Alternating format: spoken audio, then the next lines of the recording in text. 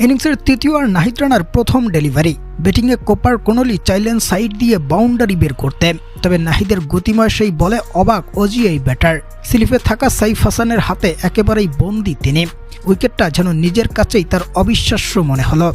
তবে নাহিদের চিরচেনা সেই আগ্রাসী সেলিব্রেশনটা দেখেই হাঁটতে ধরলেন সাজঘরের পথ ধরে। যেখানে অস্ট্রেলিয়া ও বাংলাদেশের দ্বিতীয় টি-20তে শুরুতেই আজ ব্যাট ব্যাটিংয়ে আসা মাইটি অস্ট্রেলিয়ার প্রথম উইকেটটা হজম করেছেন নাসুম আহমেদ।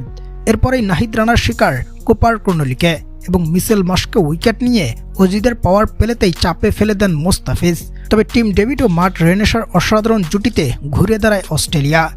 টাইগারদের কোনো বোলারকেই পাত্তা দেয়নি ওরা, শুধু মুস্তাফিজের বেলায় থাকতে হচ্ছে থমকে দাঁড়িয়ে। সদ্য অভিষেক হওয়া সাকলাইনের বোলিং লাইন একাধিক ছক্কা হাঁকিয়ে ভেঙে দিলেও সেই তারই বলে বাউন্ডারি লাইনে ধরা পড়ে যান টিম ডেভিড এবং পরবর্তীতে দুর্দান্ত খেলতে থাকা অস্ট্রেলিয়া শেষ পর্যন্ত 5 উইকেট হারিয়ে তুলে নেয় 196 রানের পাহাড় সমান এক সংগ্রহ।